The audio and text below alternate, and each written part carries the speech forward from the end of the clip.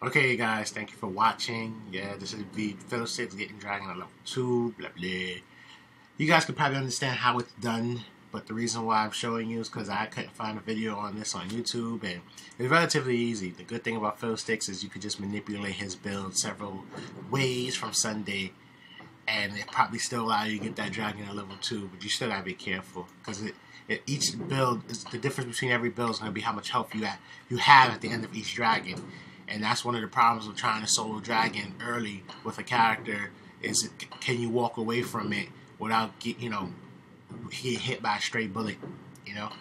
So this page setup I want the cooldowns. This is always good, extra health pot, but primarily it's these two. I'm using spell vamped quints, so it's going to give me 9% altogether, and then that's going to round it up to 10 because that's what League usually does, is round it up. And then this is like having an extra machete. That's the beautiful thing about that. Bladed armor. Let me show you this real quick. So you see the spell vamp. The glyphs, I use ability power because you don't really need to take MR to the jungle.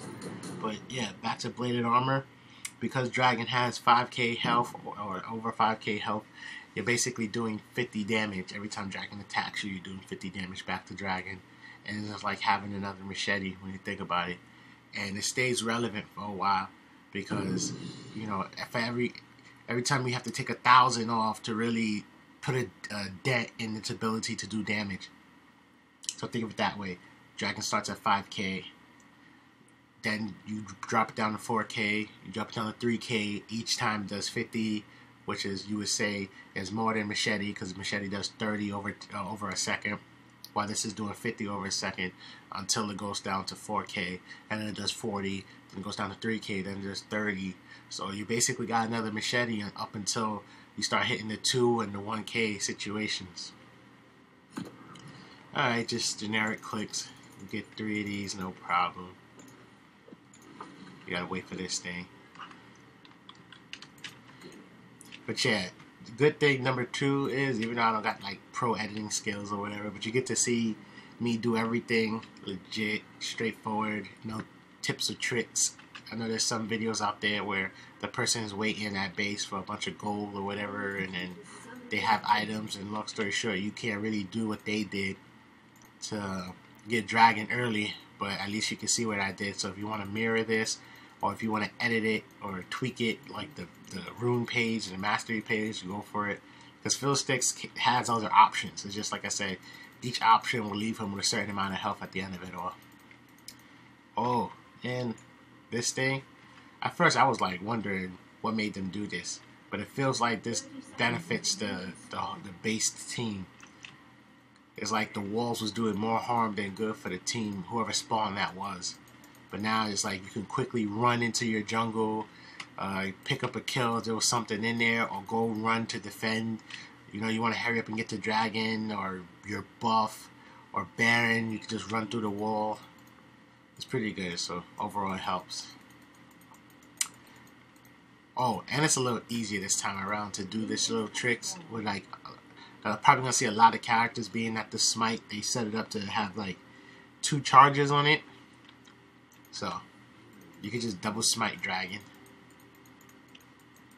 So a lot of I'm hoping to see a lot of different characters solo dragon early.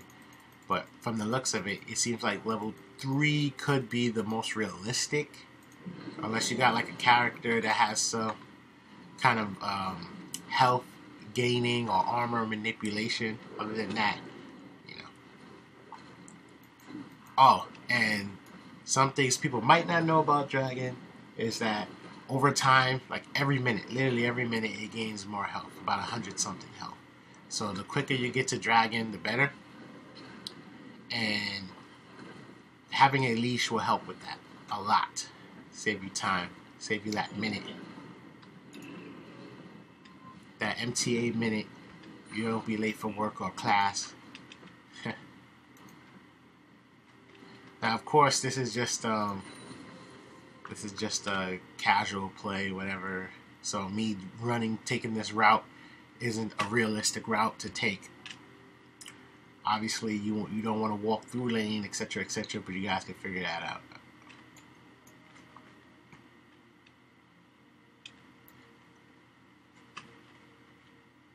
Look at that walk speed.